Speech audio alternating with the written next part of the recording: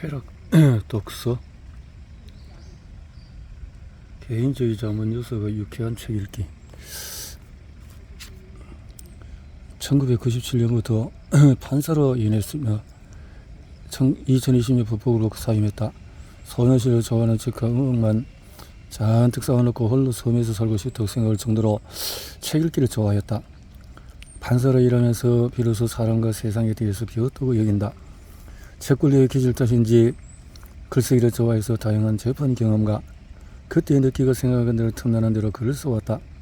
칼럼은 전국의 부정인에게 드리는 감히 드리는 글, 공감을 불러일으킨 바가 있고 미스 하무라비, 악마 판사, 이렇게 판사 여감 등이 있다.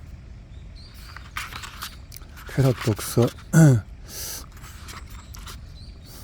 일장에서의 개인주의 성향의 뿌리, 어린 시절의 책 읽기, 개인주의, 재연가. 자, 이런 편식 독서, 누구 마음대로 필독이니? 계속 읽어보겠습니다. 여행, 책, 이런 것들. 프롤로그. 책 한 권을 쓰기 전한 것은 그 쉬운 일은 아니다. 1만 피수짜리 지그소 퍼즐을 맞추기 시작하는 것과 같다. 분명히 재미있을 것 같기도 하고 다 맞추면 뿌듯할 것 같기도 하지만 산더미같이 널려있는 조각들과 거대한 퍼즐 매트를 보면 첫 조각을 끼워 넣을 엄두가 나지 않는다. 그럼에도 불구하고 이 책을 쓰기 시작한 이유는 어느 날부터 문학 동네에서 제안한 제목 한마디가 머리에 들러붙어서 떨어지지 않았기 때문이다. 쾌락도서 마치 황금시대의 홍콩 영화 같은 바이브가 느껴지지 않나? 끔찍막한 한자로 네 글자가 쾅쾅쾅쾅 떠오르고 그 사이로 홍군보와 성룡,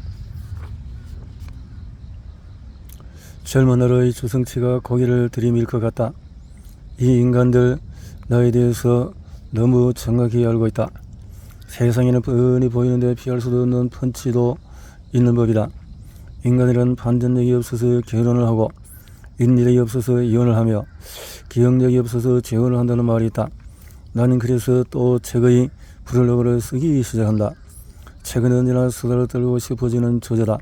책과 여행, 이 두 가지에 관해서라면 나는 언제 어디선지 숨도 안 쉬고 몇 시간 떠들어오고 싶어진다. 하지만 슬프게도 내게 들어오는 책 기획안의 대부분은 내 직업과 관련된 엄숙한 책 아니면은 이렇게 살라 저렇게 살라고 청구하는 책들이었다. 나 자신이 즐겨 읽지 않는 종류의 책을 써서 남들에게 권하고 싶지는 않다. 물론 그동안 썼던 책들은 분명히 사회에 아주 적은 도움이 되었으면 하는 의무감, 또 세금 내는 기분으로 이를 썼던 것도 사실이다. 이 책만큼은 깃털처럼 가벼운 마음으로 내 즐거움을 위해서 쓴다. 내 즐거움을 위해서 먼저 얘기해야 될 것이 있다. 내 독서 취향은 그리 특별하지 않다. 나는 항상 그 시기에 누구나 좋아했던 뻔한 책들을 좋아했다. 남들이 아다치 밑으로 만화를 열심히 볼 때 나도 그랬고, 남들이 하루키에 열광할 때 나도 그랬고, 남들이 김영무협 소설에 대해서 침튀김 이야기할 때 나도 그랬고, 첫 책을 내고 북토크를 했을 때 일이다. 대학 때 즐겨 읽었던 책이 뭐냐고 눈이 초롱초롱한 여학생이 묻길래 토지나 태백사막 같은 대학 소설들을 즐겨 읽었다고 대답했다. 순간엔 감추지 못한 실망의 탄식 소리가 여기저기 들려왔다. 한 번은 작가의 책이라는 일레 인터뷰에서 어릴 때 가장 좋아했던 책을 묻기에 삼국지와 만화, 유리가면을 이야기했는데 0.5초 정도 정적이 흐르더라. 이런 반응을 접할 때면은 괜히 살짝 미안해지기도 한다. 사람들은 책을 쓰는 작가라면 뭔가 어릴 때부터 길고 이국적인 이름의 작가가 쓴 특별한 책을 좋아했을 거라고 기대하는 거 아닐까? 아고타 크리스토프의 존재의 세 가지 거짓말이라든가, 나는 솔직히 취향으로 차별화하는 우아한 인생 책 리스트를 볼 때마다 궁금해진다. 저 책들도 물론 좋았으니 언급했겠지만은 정말 저 책들이 평생 가장 재미있게 읽은 책들이었을까? 캔디, 굿바이 미스 블랙, 가슴이 설렌 적은 없었을까? 설렌 덩크에서 삶의 지혜를 발견하지 않았을까? 마이클 크라이튼이나 베르나르 베르베리의 소설은 재미없었나? 하물며 인문학 고전을 읽어야 성공한다, 대입을 위해서 인문 고전 50선을 꼭 읽어야 한다는 등 좋은 또는 급조기를 볼 때 의문은 더 커진다. 키키로의 음모론, 실전 이성비판, 아함경, 우파니샤드, 율곡문선, 잠시 서울대 교수님들 중에서 이 50선을 모두 읽은 분이 몇 분이 될지 불경스러운 의문을 가져보았다. 나는 달랑 3권 읽었더라. 나의 경우 사춘기 초반의 책 선정 기준은 명쾌했다. 야한 장면 유무다. 집에 있는 어른들 책을 샅샅이 뒤졌다. 가구로 비치되어 있던 한국 문학 전집이 의외로 왕건이가 많았다. 이효석의 화분, 또 소리킴, 조엘 아메리카, 천행전가, 아르바니비엔 나이트는 원본으로 봐야 보물임에도 곧 발견했다. 아마 요즘 소년들은 엄마나 아빠가 남들 따라 충동 구매한 한강의 채식주의자, 2부에서 보물을 발견할지 모른다, 이런 것을 발견했다. 고등학교 시절엔 뜬금없이 순정 만화에 빠졌다. 스포츠 아니면은 무협을 새긴 소년 만화보다 소재가 다양했기 때문이다. 꽃미인한 기적에 대한 소녀들의 선호 때문인지 유럽 배경이 많았다. 베르사유 장무, 테르 미도르, 프랑스 혁명사, 불새의 늪을 보고 교과서에서 위그노드 전쟁을 만나니 반갑더라. 유리 가면으로 연극이라는 장르에 흥미를 갖게 되었고 스완으로 평생 발리에 관해서 아는 척하고 있다. 허영만의 만화로 어량보와 로르랴몽의 시를 접하고 클래식 기타곡인 알베리스의 전시를 좋아하게 되었다. 그 합에 덕은 판사가 된 후에도 보았다. 타짜 조건에 발병하는 사기도박 사건 피고인 앞에서 병목, 환목, 깜깜이, 바둑이 등의 전문용어를 구사할 수 있었다. 대학 때 김영우 무협 소설 전작을 탐독했더니 사실 1차 공부할 때의 중국사와 다 연결되었다. 결국 재미있어서 하는 사람을 당할 수가 없고 세상 모든 것에는 배울 점이 있다. 성공 입시, 지적으로 보이기 등등 온갖 실용적인 목적을 세우며 음산한 양서 읽기를 강요하는 건 읽기 자체에 장남이가 떨어지게 만드는 지름길이다.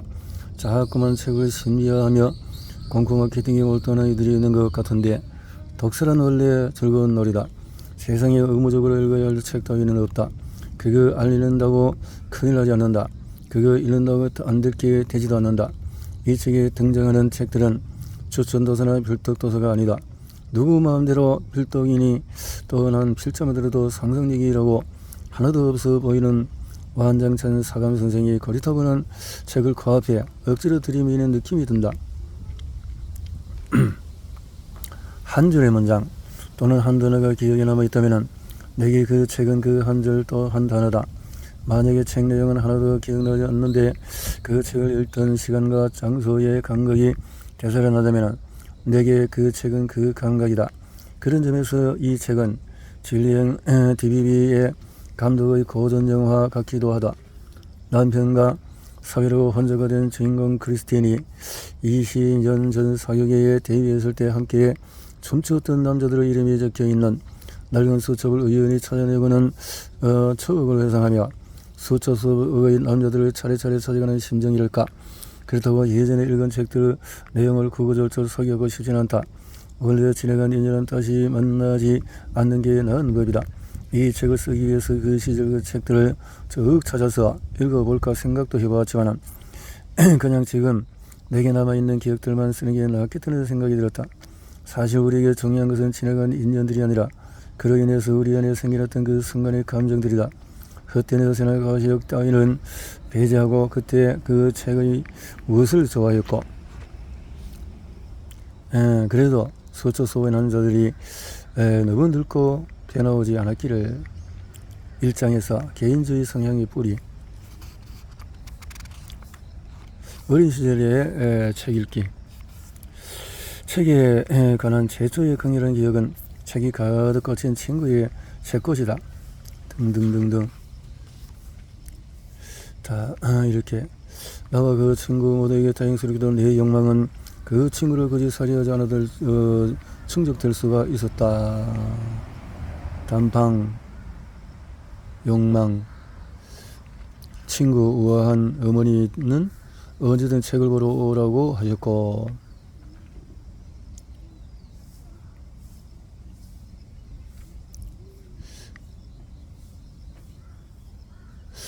자, 뭐 이런 내용들이 있네. 자, 이 시점에서 여기저기서 잠깐만요.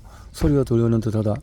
방금 프롤로그에서 에템 소생은 그 어릴 적에 이런 대단한 책을 읽었소이다. 이딴 소리 하려고 이 책을 쓴 것은 아니라고 하지 않았나요? 맞습니다. 맞고요.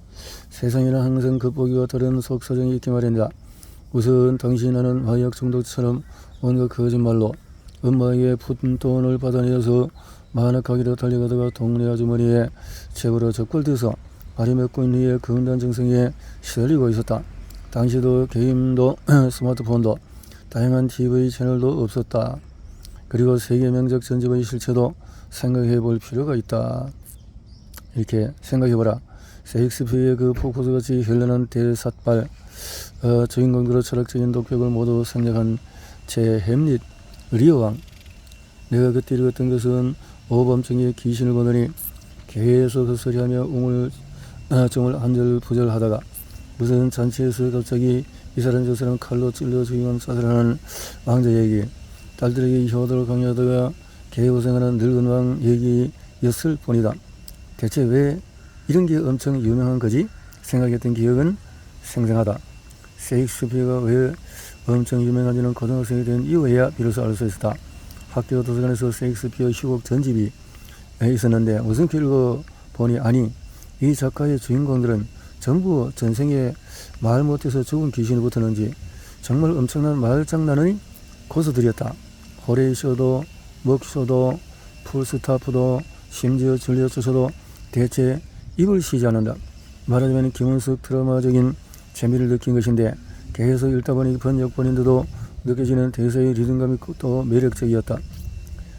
학급 문고에 계율 문고 등으로 초등학교 시절에 내내 별의별 명작들을 읽어댄 나는 사실 그 명작들이 아니라 그와 다소 유사하지만은 실은 많이 다른 다운그레이 버전 요약본을 접했을 뿐이다. 초등학교 때 계율 문고 톨스토이의 부활 읽는다는 게 대체 무슨 난센스였는가 말이다. 부활. 그런데 항상 예언했다. 엉터리 번역에 어린이 영어로 읽어도 녹색 장문의 신비로운 소녀 리마는 가슴을 설레게 만들었고, 이런 등등의 책들. 이런 거는 왜 주말 드라마가 다루는 이야기들이 늘 비슷비슷한지 알 수가 있다. 이야기하다 보니 연령에 맞는 수준별 독서 제도를 권장하고 있는 것 같은데 그것은 아니다. 위에서 투덜댄 것들은 나중에 뭐 좀 알게 된 후의 생각일 뿐이고 어린 시절에 나는 그 명작들 읽기를 충분히 즐겼던 것은 사실이다. 물론 원작자의 의도와 작품이 담긴 철학, 사회, 풍자와 또 비판, 문장의 아름다운 등은 제대로 알 수 없었지만 이렇게 세월이 건너의 아이들을 키우며 관찰해보니 나 때와는 달리 유년기부터 청소년까지 다양한 읽을 거리가 있었다. 그런 게 있었는데도 인간 세상이 언제나 그렇듯이 내가 절실하게 소망했던 것이라 하여 누구에게나 같은 무게를 갖는 것은 아니다. 내 독서에 대해서 철저한 자유자의적인 주제의 애들 독서에 대해서 그래도 뭔가 제대로 된 책을 좀 읽어주었으면 하는 걱정을 하던 나는 아이들이 열심히 읽어대던 흥거 게임 등을 가져다가 읽어보면서 비로소 깨달을 수 있었다. 내가 어린 시절 그 유명한 고전 명작들에서 읽었던 것들이 거기에도 어딘가 있었다. 결국 개인주의 성향의 뿌리. 일찍부터 책 읽기에 재미에 빠져든다는 건 삶의 몇 가지 변화를 가져오는 일이다. 중독이라는 것이 다 그렇듯이 특히 초기에는 감각적으로 몰입하기 마련이어서 중독된 대상 이외의 것들에는 무관심해진다. 그래서인지 나는 읽을 책이 떨어지면은 불안초조해져서 집 구석구석을 뒤진 끝에 전혀 관심도 없는 불교책 한자투성이 옛날 요리백화까지도 읽었다. 정독자의 삶이라는 게 그렇게 인간관계에도 그려진다. 나에게는 동네 공터나 등등 도저히 건강하다고 볼 수 없는 불길한 유입 소년기였다. 책들. 게다가 책을 읽은 후에 그걸 토대로 유의미한 대화를 나눌 상대도 찾기가 힘들었다. 나는 종일 여기가 아닌 먼 나라 다른 시대의 이야기에 빠져들었고 그러다 보니 모든 것을 객관적으로 가만히 관찰하는 버릇이 생기기도 했다. 유체 이탈같이. 다시 한번 말하지만 나도 이런 성격이 저 같은 것은 아니다. 아드레날린의 붕붕 붐비는 행복감 넘치는 삶을 살기에는 최악의 성격이다. 뭐든 금세 시큰둥해지고. 그런데 세상 모든 일에는 두 가지 측면이 있기 마련. 반대급부로 내 인생에 주어진 안정망 같은 것들도 있다. 먼저 행복해지기 위해 그리 대단한 것들이 꼭 필요한 것은 아님을 몸에 익히고 있었던 것이다. 어린 시절에 나는 책 한 권만이었으면 싫은 상황, 싫은 곳에서도 용케 들어가길 구석을 찾아내어 책 속으로 잘도 피신하곤 했다. 물론 나이를 먹은 지금은 그때보다 훨씬 복잡한 삶을 살고 있지만 험한 세상이 어떻게 변한다 해도 취향은 책 몇 권만 있어도.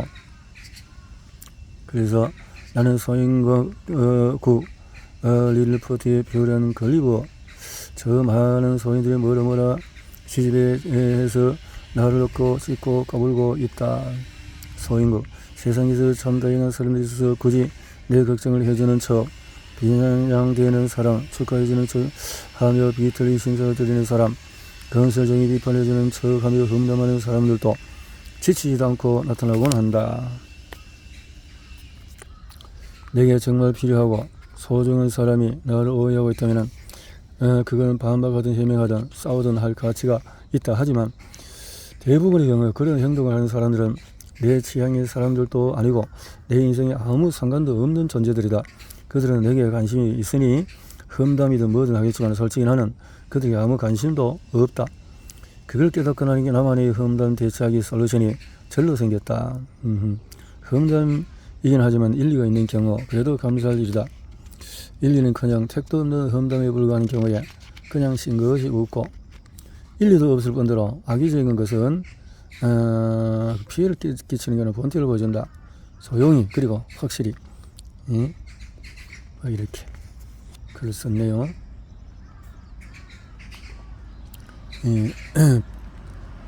또 독자로서, 책을 쓰는 사람으로서 책을 통해서 판단도 하고 평가도 하고 이렇게 해나가기도 하겠는데 실제적인 실행할 수 있는 힘이 없는 상태에서 또 나름대로